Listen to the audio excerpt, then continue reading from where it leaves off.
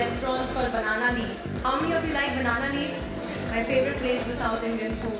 And I remember I asked him, how did you get into business?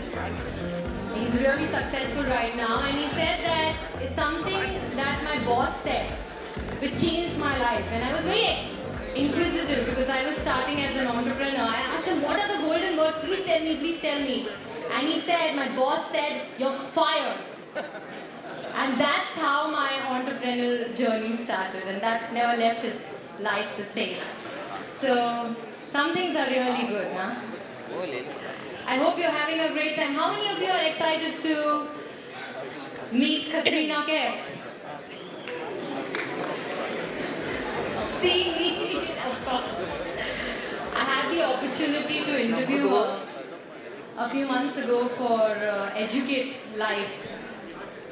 And she's absolutely amazing, very, very professional. And I remember my makeup artist, when she was doing my makeup, I was terribly ill and I had to host a show. And I didn't want to host that show. And something which my makeup artist said left an indelible mark. And she told me that she was doing makeup for Katrina. And Katrina was really ill. But she decided to continue to work, and between shots she used to go, do her dance sequence, come back to the vanity room, you know, the vanity van that she had, take rest, go back, then do her, you know, dance sequence. And when I heard that, that inspired me so much that I went ahead and I did not cancel my show. I went ahead and I rocked the show. So she is an inspiration to millions and millions out there, isn't she? Yeah?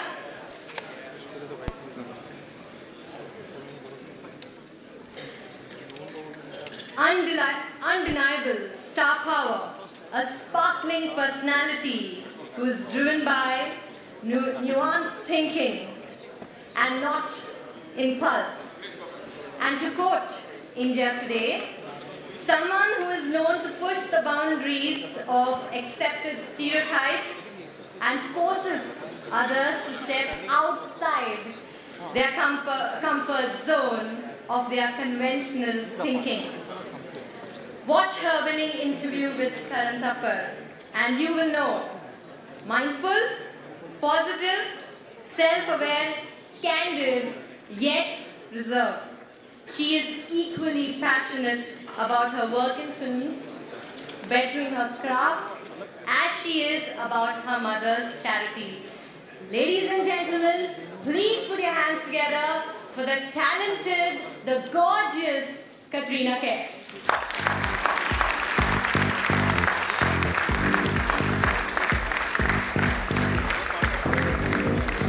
She will be joined by Anand, Desai, the co-chair, TiEcon Mumbai, and managing partner, Desai Legal. She'll be here any minute, so I can hear your heart beating really fast if you hear.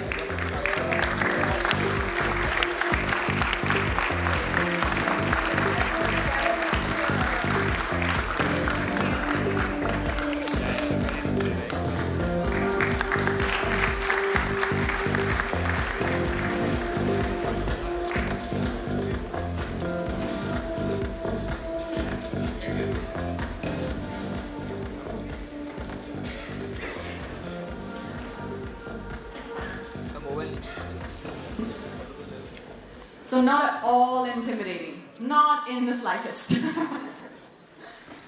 Very easy and comfortable. Just a personal chit-chat, right? Absolutely. First of all, thank you so much for being with us this evening. As I mentioned, it's a gathering for entrepreneurs, people with their own businesses, financiers, people wanting to learn new businesses. And what I'd like to discuss with you today is your sense of new business opportunities. I don't need to introduce Katrina, you all know she's a mega star.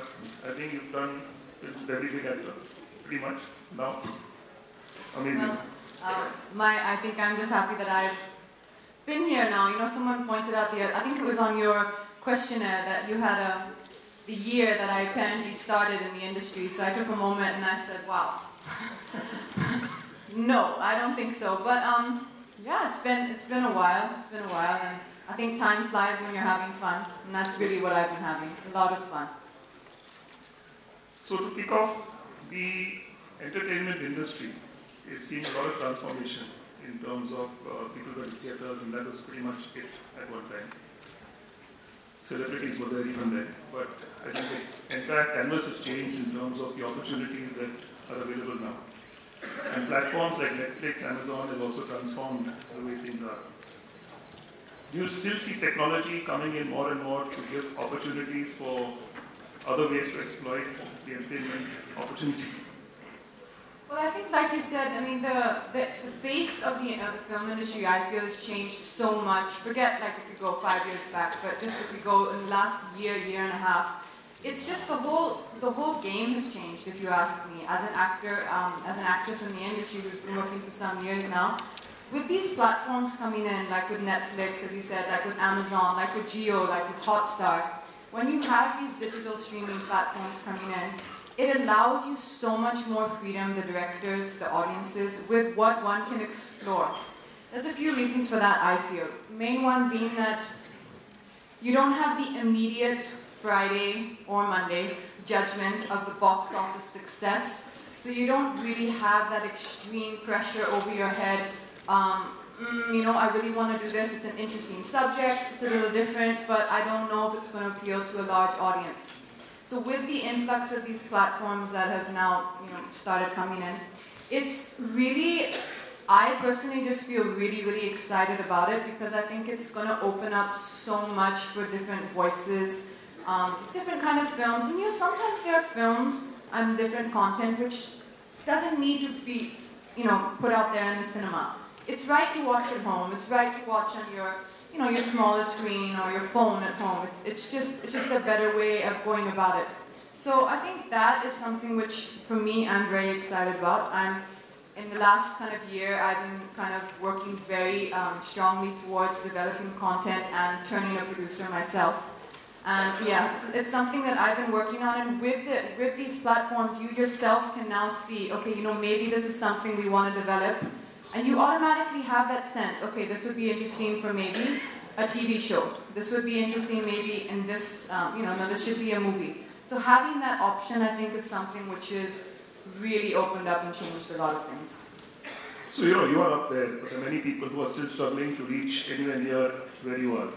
Do you see them having much more opportunity now because of the various platforms, technology, technicians, support? All of them have an opportunity. Because I now see a TV awards for the last few years, that only existed earlier. There could be an online awards soon. So how do you see people, and what are the opportunities you feel people have to get into these areas? I think it's huge. I think now, with the way that technology and social media and digital streaming services play such a big part in our life, I think that now the game and the field has opened up so much more for, like you said, people who are starting out. See, to be very honest, we've all, although it may look, you know, that one way from the outside, we've all put in that. I think anyone who's, you know, kind of been around for a certain number of time has put in their struggle years. They have put in that groundwork. And even if you have, or you're just starting out, honestly, to be in this industry, to be in this entertainment industry, every day is really like a new struggle. You have to come to work every day like a newcomer. You have to come to work with the same humility, with the same sense of, I'm here to learn, with the same sense of eagerness and brightness as a newcomer. And that's, I mean, it's not an easy industry to be in. It's an industry with a lot of very visible and obvious plus points and benefits. But there are a lot of other things behind it that, you know, I think you know a lot about that goes into that. You have to be really thick-skinned.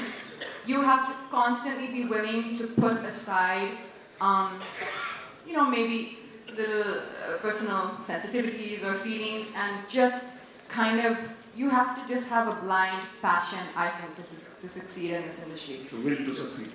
The will to succeed, and if you have the talent and if you have the interest, like there are many directors now who I'm interacting with who have come from the Whistling Woods Film Institute, which is here, which is our own homegrown film institute, and now are coming up with some amazing scripts, some amazing ideas, and I mean, so many of the filmmakers who've even directed successful films in the last year or two, they themselves have started out at Whistling Woods.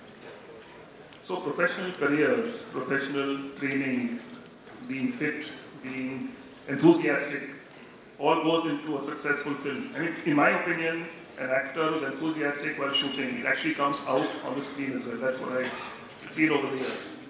I completely believe that. I completely believe that. There has been some films where there's been such a sense of excitement and joy and you know, such a positive energy on the set. And we have kind of gotten away with that. That kind of took the film in its own kind of energy for some films, but there has been also other films, and I think I feel that a little bit more now when in some of the films and some of the work that I've started doing now, that you do have to, I mean, I don't know how many people here, this is more about, you know, entrepreneurship, people starting new companies, startups, so I don't know how many people here are really interested at all in the field of acting, so maybe it's, you know, it's not a... No, it's not just acting, but I think the entire film industry, or the TV industry, or the entertainment industry, you know, even the shows you do go back pretty much around the world. Technicians go along with you. It's a whole environment that's put together. In fact, I was surprised, I didn't realize till not long ago, that 1,000+ people can come onto a set for a day and then go off the set, and it's all pretty much organized by the line producer. And that to me is amazing. How do you see Hollywood professionalism coming into India? Because the big studios have come, so you have Fox, you have Disney, you have a couple of others. But the big guilds which you have in Hollywood, to my mind, super specialized, lawyers included, are not really there yet. Do you see that happening more and more, or do you think it's still going to be? I don't know about anyone else in the film industry, but I've got the best lawyer with me.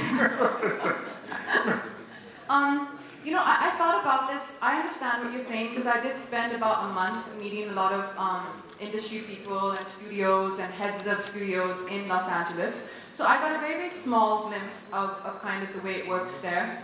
Yes, I agree with you, maybe legally and you know, in certain sort of, you know, documentation, I'm sure that they have, you know, quite a bit, they're quite a maybe advanced than we are. But, you know, we have some amazing production houses here. I mean, I've worked with them, a lot of work with Yash Raj. There's, you know, it's really professionally handled. There's obviously there's so many production houses here that are not even, I'm talking about the Fox Studios and, you know, UTV and Disney later, which came in. I'm talking about our own, you know, Indian production houses that really do fantastic work. I mean, there's nothing there's not been, you know, any day I can tell you that there was not this on set, there was not that on set, oh, this is a mess. We really, we have come a long way in our industry. I think the whole streamlining, the whole way the industry started to move towards is very, very thorough and professional. I think just in the years that I've been working, I've seen huge changes, and where we are today is it's really, really quite professional. So you said you're going to go into film production now.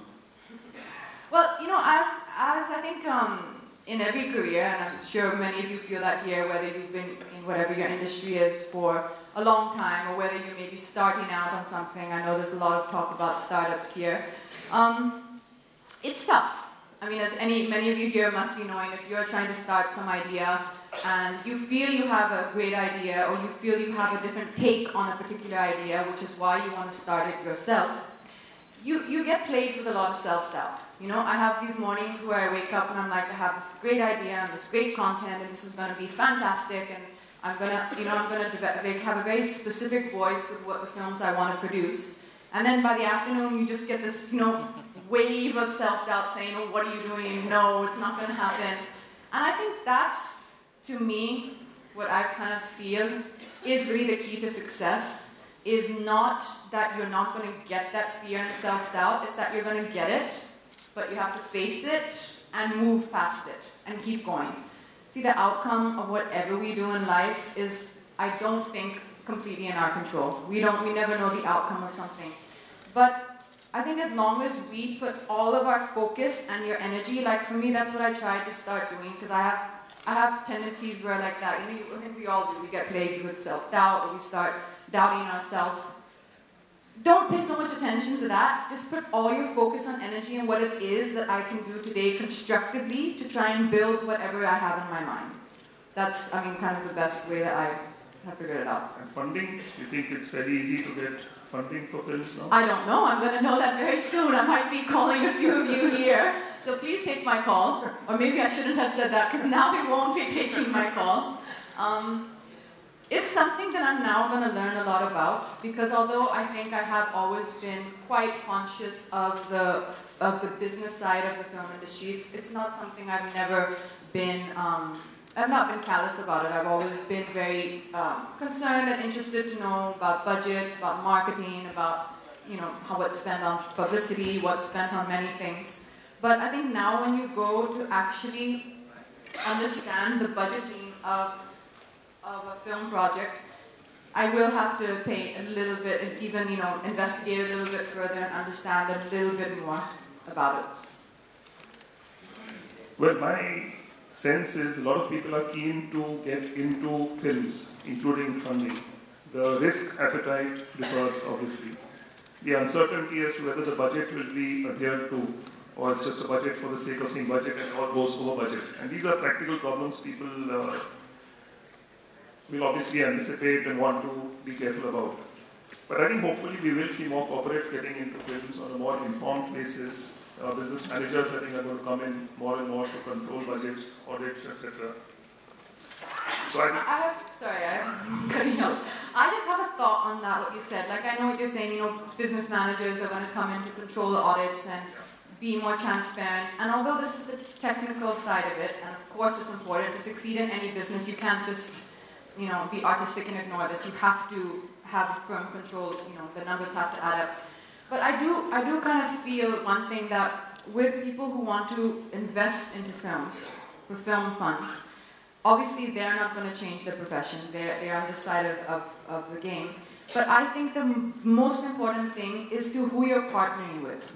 It's not like, let me have a stricter control over this, or let me have a stricter line producer or EP who's going to give me the correct feedback. I think it's more that, who am I going to partner with this? So if today I'm X who wants to invest in films, I would look for someone who I really believe in their vision, in the kind of films they want to produce. I would look for someone who I really trust their intention. Because, yeah, sure, someone wanting to put money into films, that's definitely, looking for a viable proposition. But the person making the film needs to have the right voice and needs to have something to say in the films they want to make, and that person you have to tie up with. So it's like a two-way partnership. There's one who has maybe the financial mind, but then you have to have that creative mind. You have. I think if more interest was put into that, then the film funds would see more success. So the combination is required. It's the combination, because they're very different mindsets. The mind of a director and a writer, you need to team up with people who you say, okay, I really believe in the kind of films they're going to make. Or then you meet someone, wherever you're teaming up with, maybe a production house, and you say, I'm not too sure about their slate of films. And you would choose to back off there and maybe find someone whose vision you kind of gel with more. Social media and building a brand through social media versus getting trolled on social media. I know a lot of celebrities got on, some got off because they couldn't quite take the reactions. Is there a control on trolling? Do you think it's a big opportunity for youngsters who are aspiring upwards, celebrities, to actually build a perception about themselves rather than just random, press articles coming which have a bunch of stuff which may be true, not true? And if so, how do you think you would like to build a brand? I think it's a huge opportunity. I think yes, there is trolling, and I do think there are certain things that we should be very, very conscious of in terms of the self-esteem and teenagers and kind of younger kids who are very influenced by comments and by the visuals they see on social media. I think we do have to be very, very conscious that it's projecting a self-image which is not completely true. You don't wake up looking like that perfect selfie. That's just a really good angle with some really good light that you've taken, and you've probably taken 55 pictures to get that one. and posted the best one, which is good. I'm saying that's fine. We want to share pretty looking things. But I think in some cases, you're seeing people feel a little bit depressed about their own lives and feeling, it's happened to me. It's happened to me where I'll be in a perfectly fine mood doing something in my day, and I'll, scroll and look at something on Instagram, and all of a sudden I'll see some really happy picture, or some really loved up picture, and all of a sudden I'll sink into this little thing, and oh, really? My life's not that happy. So you have to, and then have to think 1 second, things are not, that person may be happy. Great, first of all, wish well for them. But this is a curated platform of images we choose to share. So keeping that aside, which I think is really important for for everyone, youngsters or not youngsters, to keep in mind that don't judge yourself from the response you get, and don't judge your self-image by other images you see on the platform. If we leave that aside, I think it can be an extremely invaluable tool to build a brand, to build, whatever your brand may be, whether it's like Zomato or Scootsie, or there's so many incredible brands which have only come from this, from this platform being available. And on a more personal level, like say for someone like me, who I'm now developing my own beauty line, which is a line of makeup products, because it's something that I felt very passionate about, because I've spent 2 or 3 hours every day for the last many years in makeup. So you have had the chance to see every type of product and every type of consistency. And so because I have so much experience with it, it was something which I was really passionate to team up with someone who I believe to be the market leader in that department. And this is something which we are going to, speak about our interests, what the brand is for us, what the product is for us, really primarily through social media. It's going to be a huge part of our conversation. So I do think that if used right, social media on its various platforms are really invaluable to business startups. So you want young people to spend money on makeup? Well, I don't want people to spend money on things they don't need, but if something, I think all women like to look good, and even if it's just a few products, like I don't think, unless you're on TV, because everyone gets the lights kind of bleach out they make you look fairer, so you need to add definition to your features. But even if you're just, even if you just are not a huge, applier of makeup, there's always that 1 or 2 little products that we always keep with us, somewhere. Men also like to look nice. It's not just men, yes. And I'm sure I do hope to have some excellent men grooming products in my line. In terms of product endorsement, I know you've done endorsement of many, many products and services, and you're very popular with companies to help them with their sales.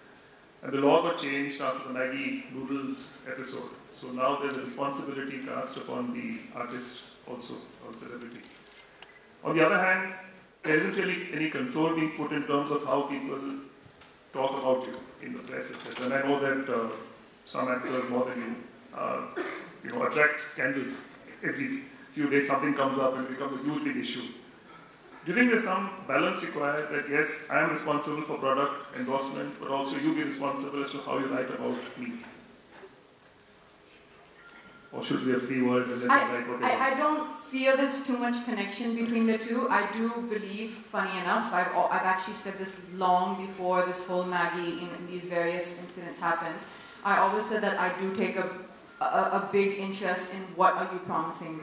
And I don't think it's fair for a artist or any person to accept money for an endorsement fee and say, oh, I'll just say anything. It's not my responsibility, it's the brand's responsibility. I do feel that we all have a huge sense of responsibility to the product. So we take all methods and we go to great levels to try and see the value of the product, the authenticity of the claims, of what it does, etc., the safety and so on. So I think that you have a huge responsibility as an endorser. In terms of do the media, you're talking about the media, right? In terms of the media, should they be more careful about what they write? I mean, this is like what? This is like an age-old conversation, right? This has been happening for I don't know how many years. So, talking about brand endorsement, that might have something to do with it. Oh, okay, sorry. I don't know. To be very honest, I've had a pretty peaceful relationship in my career so far. I think I've been fortunate. Apart from one kind of major, verbal argument that I had, I've been pretty peaceful. There are people who are very, very vocal about a lot of topics, and I think those are the people that attract more of the controversy, you say. In terms of what I feel about that, I just feel if you know what you're saying and you have full information about the topic you're speaking on, please speak. In my case, or in anyone's case, I try to make sure I just have all the information before I give an opinion. So more responsible. In terms of influencing minds, endorsement I think is a good example as to why people buy products because they're attracted to the celebrity, they are fans, etc. It also gives an opportunity to people in your position and your industry, the cricketers, the big film stars, to actually influence opinions positively. And it could be social issues, it could be community issues, it could be peace, simple things like that. And we believe that there's a need for people in the industry to actually cooperate and do this, or it's just individual efforts as happens just now. That should be enough. I think when you're inside the industry, I think a lot of times we undervalue how much your voice can bring attention to topics and to issues that really matter. I know I do. There's many times that you'll get a request to speak for, say, X charitable event, and you maybe don't have the time or whatever, but that person who actually is dedicating their whole life to one event, maybe it's, say, helping school underprivileged kids, whatever it may be, they're probably, in most cases, spending all their time and effort on this one topic, probably, spending a lot of time, facing closed doors. And if you, as a well-known face, can give attention to that topic by really honestly doing nothing, except, maybe sometimes saying a few lines, recording a bite to camera, showing up for an event, I just feel that I can't say it's your duty, but I feel that it's really something that we all should try and do. And I know of my part, I don't get that many requests, maybe because people feel that it's hard to reach out, but the ones that I have, first I do all my research, I see the authenticity of them. And the one I recently kind of started supporting is an NGO called Educate Girls. And they're doing such amazing work. Like when you see them, you really honestly feel kind of humbled, and you feel lucky that someone like that kind of needs or wants your involvement in that project. And I actually kind of wish that we had more people who would reach out, because I'm sure there's so many people who are doing fantastic work, very frankly seen the work, especially where we live in this, in our country, there's a lot of people who, there's a lot of issues that need attention. And I do kind of wish actually people would ask or contact us more for when they need help or when they need, to garner awareness for attention. I understand that's the individual charity contribution, but I'm saying as the industry, do you think there are causes that would make sense for you to come together? It could be, let's go out the example, Swachh Bharat, a simple example. It could be, community welfare as a concept, not as... You mean as the film industry on a whole? Because I think my own sense, I remember my kids were growing up.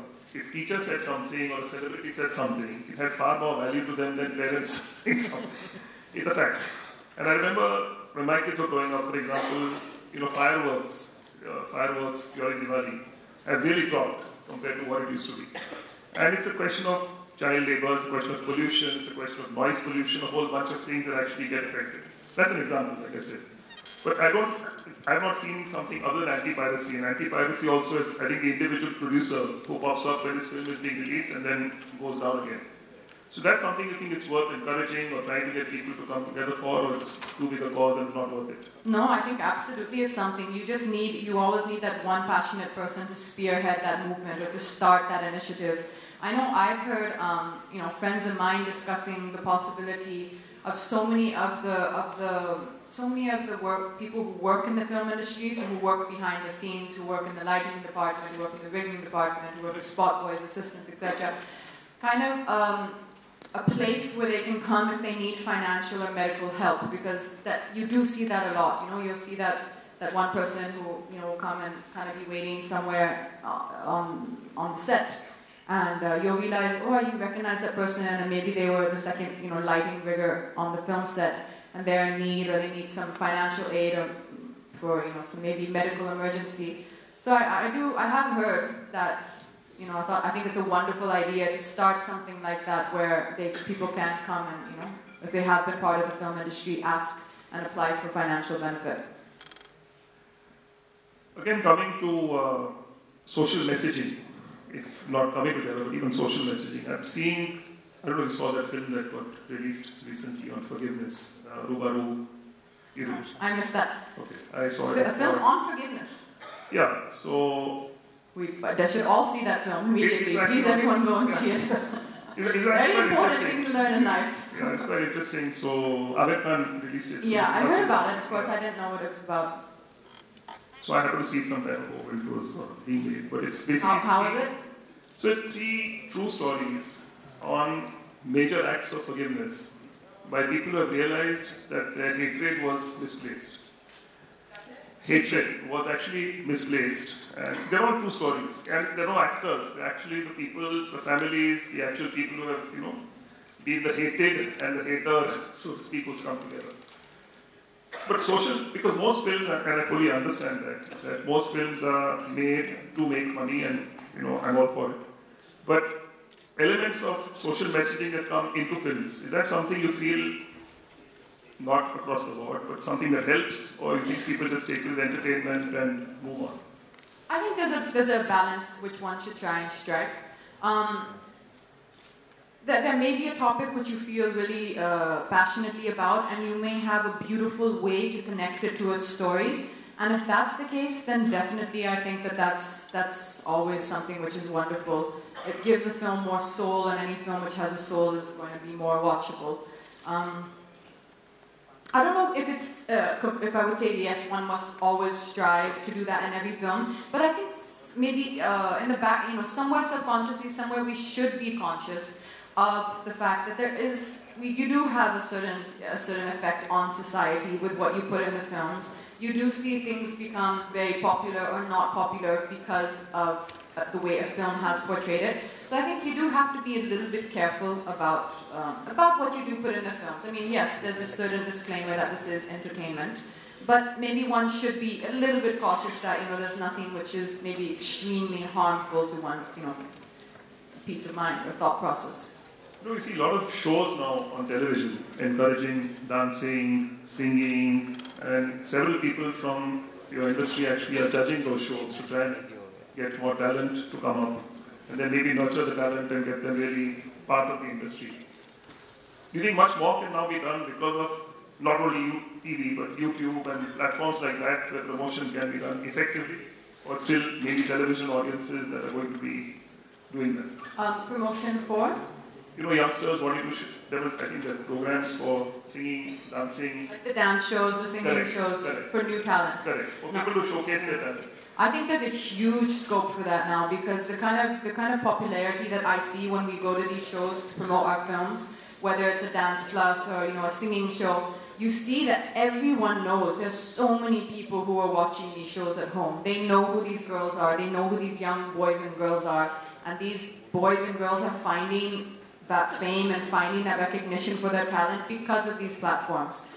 The thing with YouTube, oftentimes when I go to these shows, I talk to them and I ask them, because you'll see some phenomenal talent of like some incredible acrobats or some incredible dancers. And I'll ask them that, where have you learned this? Like, how have you learned these things? And most of them, honestly, nowadays say they've learned from YouTube, which is quite fascinating, because, I mean, that's also the power. We've talked about the downside of the internet, but that's also the power that something like YouTube is giving to kids who don't have access to this kind of training or this kind of schooling and where they live.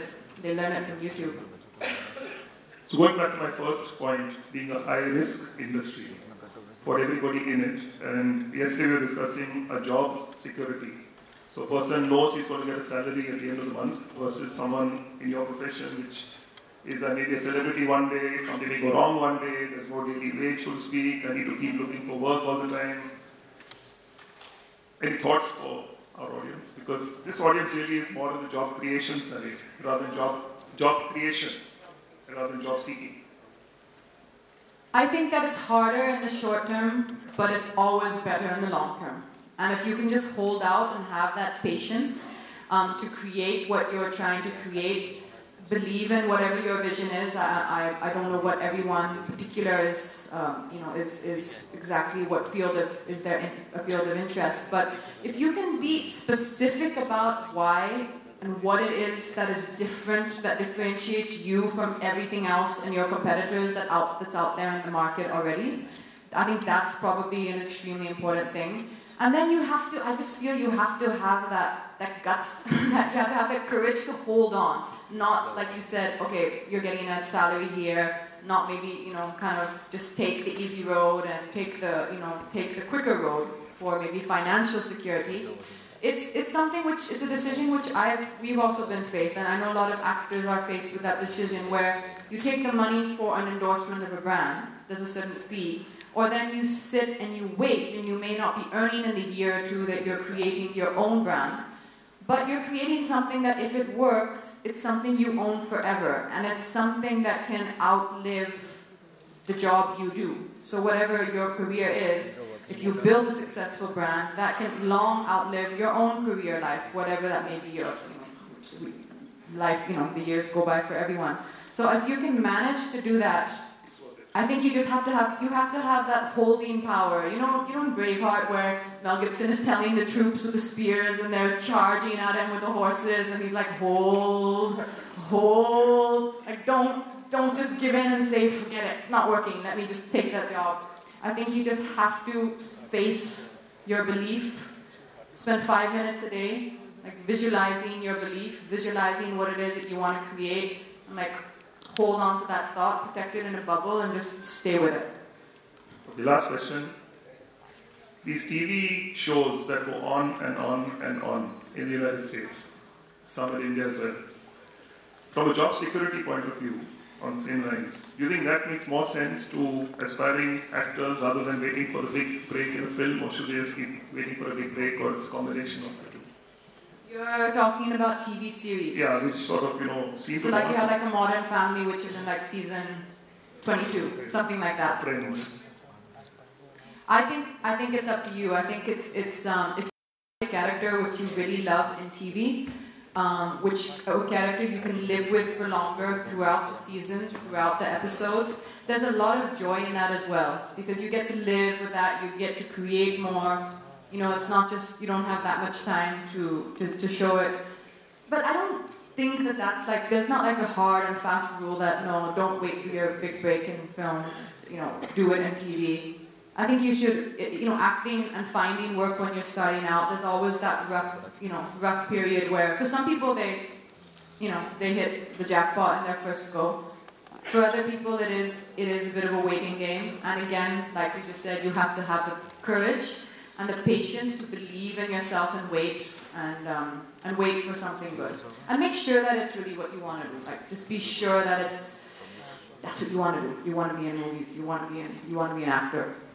And you love what you do. I love what I do, absolutely. And the best thing I think about it is that as the time has been going by, I feel that with each film I'm doing now, I'm kind of finding a deeper love and a deeper interest in kind of the whole process of performing in films and characters, and maybe just I have more of a mind space now to kind of learn more about it. So it's to be able to be in any industry or in any business that you love and you love what you do, that to me is the most important thing. To just hold on to that and not the financial aspect of it. I think that's the basic message. If you love something, do it. You do it really well.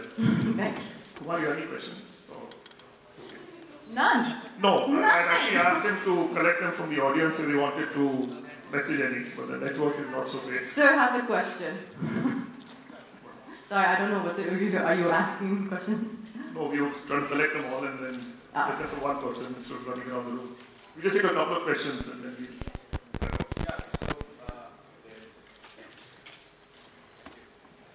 Hi. So you have been a model, say, early, and then you moved to the acting side, and by all the due respect that you have been phenomenal career till now as an actress, but I just want to know your views on what do you think about acting as a skill? Is it a talent that you come inborn, or is it a virtue that you can work upon and nurture as a skill, and you can actually build up on a career on that? I think it's exactly you said both the sides, and I think both the sides are equally as relevant. There's some people I know who are just, they can go to sleep, they wake up, and they just are gifted. There's no other way to describe it as they are gifted at what they do. Some of those people will not be the well-known actors who you may know and love. It's a very, very tricky industry. That's art is objective. It's objective. There is no rule book, on how to act and how to create yourself as an actor. There are some people who just have it, who it comes very easy to them, and there are some people who work really, really hard at it, really hard. Like, let me tell you, I'm sure I hope he won't mind me sharing this with you, but I was having a discussion once with Amir, and he actually told me that, after so many years that he has an experience, he takes almost a month to go through his whole script, to just do the first pass of learning his lines. That's a lot of time invested into it. So I think it's up to the individual. I've seen many, many people also gradually grow and adapt and find their voice in their craft. And to me, I think that that's really, really special if you can do that. If you can keep evolving, if you can keep learning. My answer to that is, if you want to learn something, search out the people who you think know more than you, spend time with them, sit with them, get them to teach you, whatever your industry is. If you're an actor, then, coaches, different, voice coaches, performance coaches, spend time with them, never stop the search of learning. Hi, Katrina. I have a question.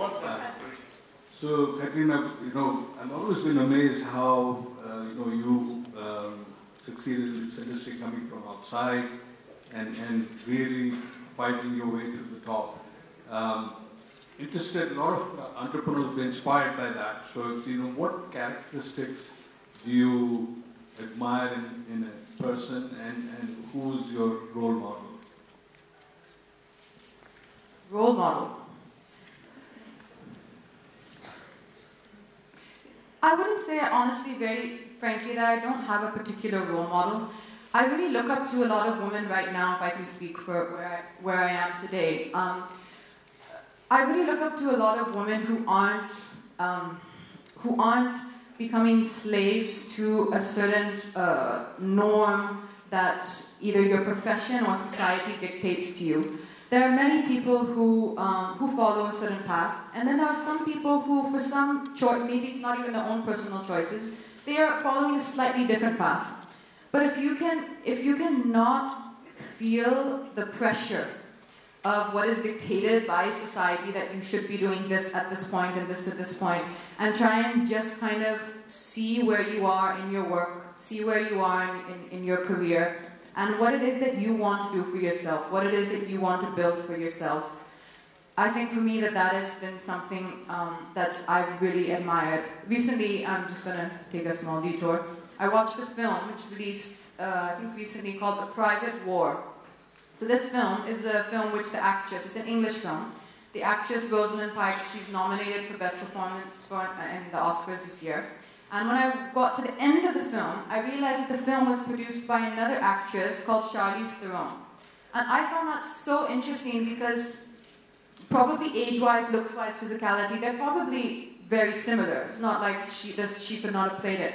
But I found it interesting that she had produced that for another actor. It's things like that, I think, that right now I find a little bit inspiring for me in the place that I am, because there are many, many people who come and tell me that, an actress's shelf life is so much, and after a certain age of being on, on screen, then this is what happens, and that's what happens. And he's laughing. And I say that, why does anyone have to follow any preconceived path? And if that's what happened before, it doesn't mean that that's what's going to happen now. I think that we don't have to be confined to a certain stereotype. And I think that if you are passionate about what you do, you love what you do, I don't think there's a shelf life for it. Actresses. Hi, Katrina. I don't think anyone comes to Amaji and says, there's a shelf life for guys out there. But let me tell you that every week I hear this statement at least once. Something, something, something, something, something. And there's always, of course, a shelf life for actresses. And every time I hear that statement, I feel like, yes, but history is not always a repeat of the past. There's always ways to change the game. There's always ways to keep getting out there. Hi. And you have to be careful with that, because let me tell you that it's also very easy for you to sink into that belief. Because the people who are telling you this, more often than not, are people with experience in the industry, from the industry, who are talking out of, past actual incidences or past what the past tells us. So you have to be very careful that you don't start believing that yourself. Because if you start believing that, then it's true. So here we have a lot of entrepreneurs, and Katrina, they would want to understand you are a very successful person. So what are the personal qualities that you have that have made you successful? Now we all know you are a very hardworking person. So what are the qualities you would mention? Because that would be a message to the entrepreneurs here as key to success.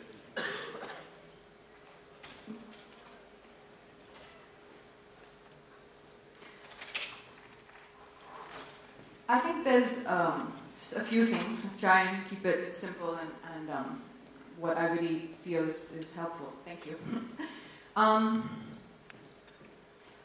I think one is that you have to hold on to what it is that you want to create. I'm not saying that sit here and start visualizing and without doing the work. I'm saying very, very in a literal manner of speaking. I think you have to have a certain amount of thick skin to what people say. Everything that is said is not true. Everything that is said to you does not make it so. There's so many times where, it's been told to me a million times that when I first started out, when I was 17, that you cannot be an actress here. You cannot do this. You cannot do that. You're too this, you're too that. You're too big, you're too small, you're too this. I think everyone faces that in the industry. If you're starting out, maybe you have an idea for, let's just for argument's sake, say a food delivery service. And someone comes and tells you, but there's already this person in the market, there's already that person in the market, leave it, why do you need to do it? The naysayers and the arguments against whatever it is that you want to do are always so many. I think you have to develop a thick skin if you're trying to build something for yourself in any industry. So if you are not an employee, like Anand said, if you're not an employee or getting that paycheck at the end of every month, that means you're a creator. And if you're a creator, then you have to create from a strong base. Sure, I'm not saying we're all robots like that. Feel everything. Feel everything. Feel that fear. Feel that fear of failure. Feel all that, insecurity and that self-doubt that you feel when you're trying to start something new. But just don't let that stop you. I think for me that was the best advice which I read. I can't remember now where I read it, but when I read that success is not that the successful people are not the people who go into battle fearless. They're the people who feel the fear and still go into the battle. Thank you. That was really nice. Anand's just getting ready to send me out. He's like, bus. Oh yeah, huh? Bus. I have a question, Katrina, to you. You look as pretty as ever, and congratulations for launching the new product line. Thank you. As an entrepreneur, I'm sure would have faced some problems. So generally in India, women entrepreneurs are funded, if you say access to finance is just 10% or less than that. So whether you have faced any difficulties, I know you are a brand yourself, obviously, but do you think that if some startup will start woman entrepreneur starts his business, what are difficulties will it face? And secondly, whether as a woman brand itself, would you like to be associated with something which is helping women entrepreneurs to grow, which in turn will lead to women empowerment? Well, I'll start with the last part of your question first. Would I like to be associated with something which helps women in this, who's starting out like this in this field? Absolutely. That's something exactly the kind of thing that I was speaking about. That I would very much like to be a part of things like that, and I really hope, and I do hope that people, if there are any, setups like that, I do hope they do reach out, to our, reach out to us via our managers and that proposal forward, because I do feel that we have, personally speaking, I have a certain number of years, and I've seen a lot of many various sides of industry, and I would love to be able to help or share that experience with anyone who wishes to hear, wishes to know. In terms of what you're saying about do you face extra obstacles because you're a woman, if I may say so, and if I can give my opinion, the answer I feel is still in today's changing environment, yes, you do. Even as you very kindly said, as someone who may be well known like me, I can still see it when I say that, this is what I want to start. I want to start X company or this venture or that venture. There's always that kind of sense of, that's nice. Yeah, but that. It's, that's slightly, the word I would look for is patronizing. I think that is the sense one gets. So my only advice or thing I could share with you is just let that move through you. Don't take that personally, or don't take it too hard, or don't let it shake you. Just be extra strong on what it is that you're saying, or what it is that you're selling, what your messaging is, what your communication is. Spend extra hours developing your product or your application or your app. Put that focus and that irritation, put that energy into developing whatever it is you're trying to do, and make sure that it's so good that whether they like you, they don't care whether you're a man or a woman, they need what you have.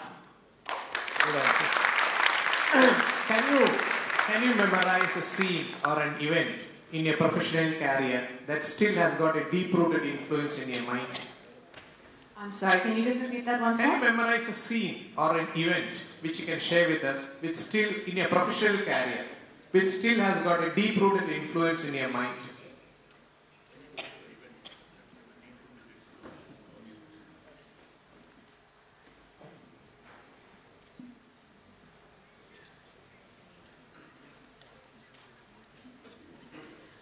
Trying to think of one particular example that would have a deep, yes, there is one. I wish it was like a very cheery story, but it's not. Can I give you two? There are two. First one was I was on a beach. I was doing a song sequence in a movie, and the choreographer was saying very loudly and very audibly that this girl is zero, she cannot dance, she is just like messing with my mind, he's getting very irritated. And I remember thinking, he's saying it loud enough that I can hear, which means he wants me to hear. I was, I think, 17 at the time. I remember feeling bad, but I also remember at that time thinking, okay, if I can't dance according to him, that's fine. I'll work on that in the future. And then just sitting like that. I didn't make any attempt to contradict him or conflict him, but I just kind of, I think from then, kind of developed this thing in my head that if someone is criticizing you, I'll put extra work in that department if I feel that criticism is warranted. I'll put extra work, and I won't take that criticism to my heart and hold it against you. So I think that was one incident which for me was memorable. The other incident was, again, something fairly similar, where I was sitting with a producer, and he was basically explaining to me that not only did he not think that I was good in my movies, but that I was not good even in a single shot, like a single frame of my movies. And I remember I started crying, so I felt really bad, but I didn't move.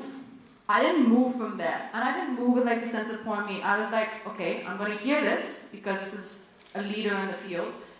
And then, it's that kind of developing that way of not taking things personally and taking it like, oh, taking it bitterly or something. I've always tried to take whatever people say constructively and not be overwhelmed by it and not let it stop me and let it just, just keep moving forward. Not let it break my confidence. Hear it.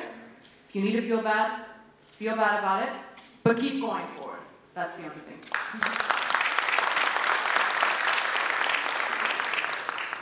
Anand sir is now पीछे से he's saying चलो out. Okay, हो गया आपका time. चलो out. It's up to you. Yeah, please.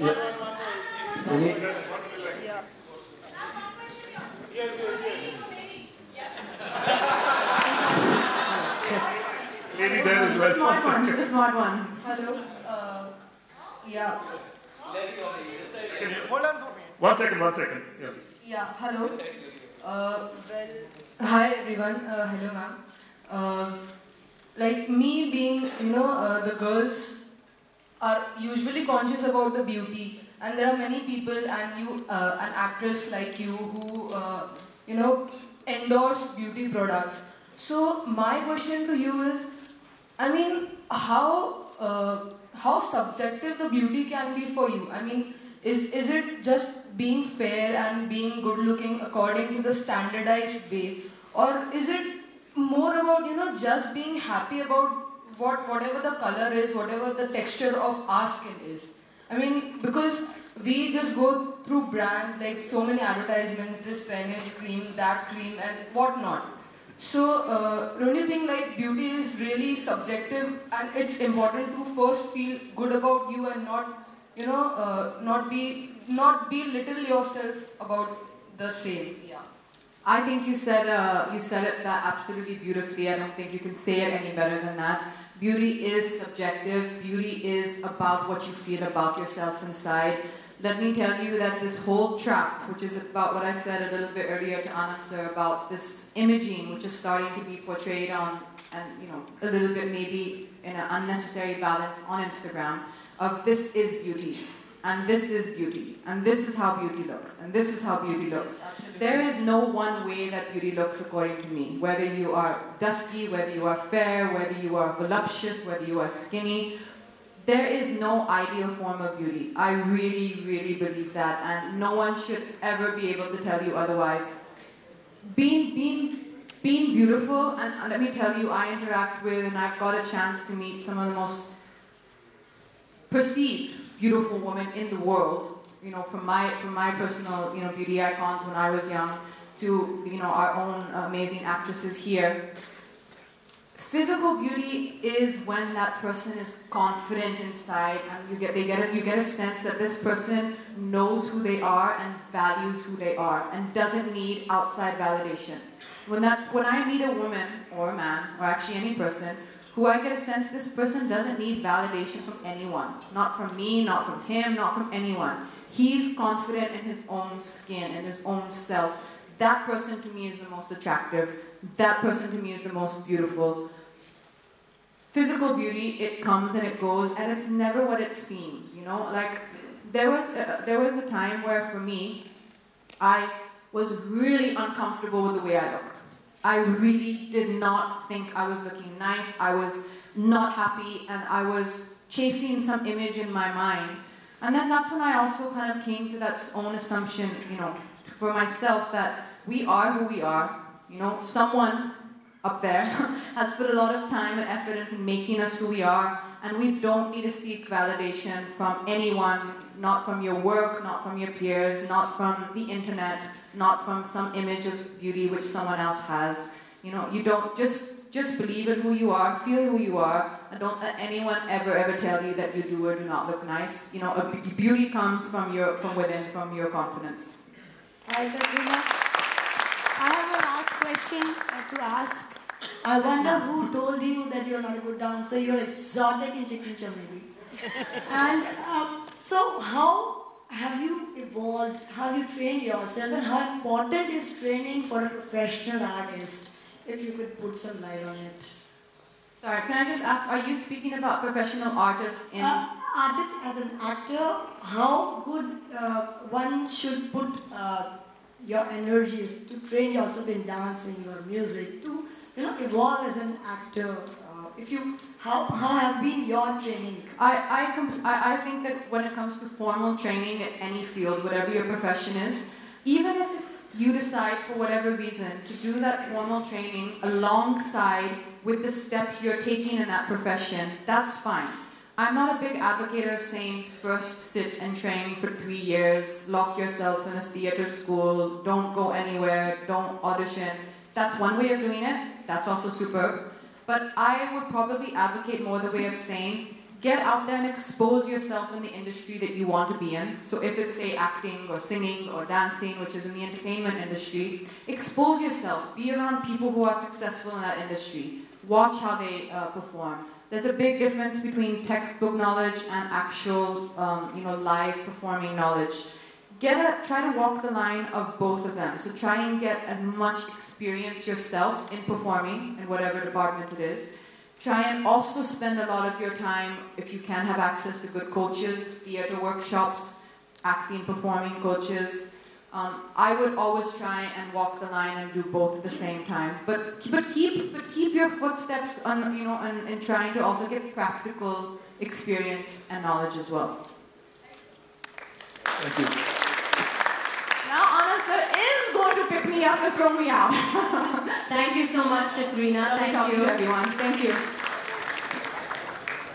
Thank you for sharing how we need to not take anything personally and to turn criticism into opportunities.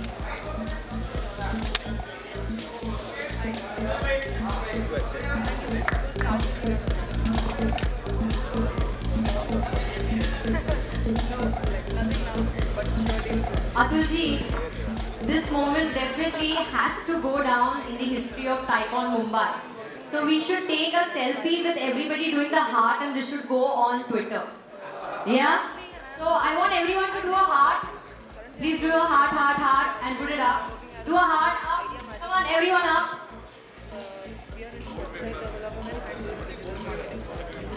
All the board members request you to please come. Heart, show me the heart. And up, because this is going to go on Twitter, LinkedIn, all our social media platforms. Thank you so much, Katrina.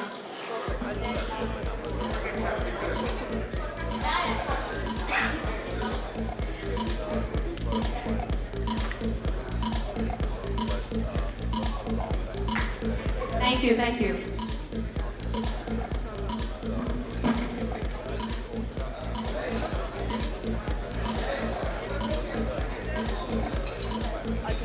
I request you to just move behind near the brand.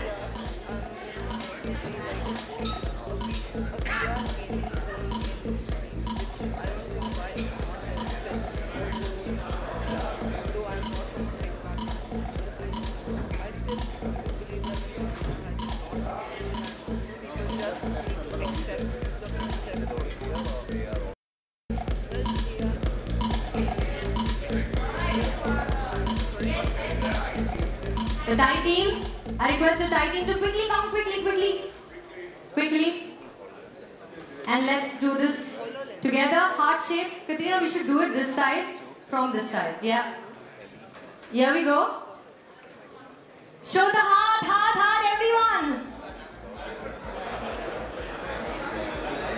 The heart. Okay, 3, 2, 1, action.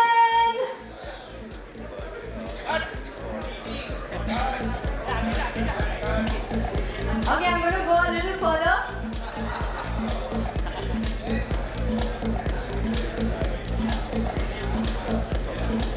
All right. Thank you so much.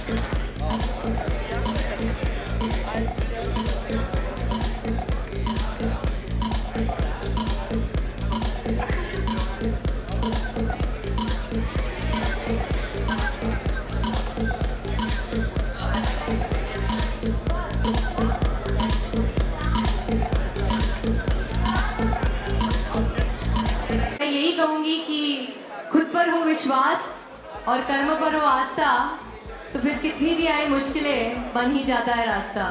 तो अपना रास्ता बना लीजिए। And thank you so much. I wish you the very best and keep smiling, keep singing, keep dancing, keep having fun. Thank you. This is Lindsay Rosario signing off. Thank you.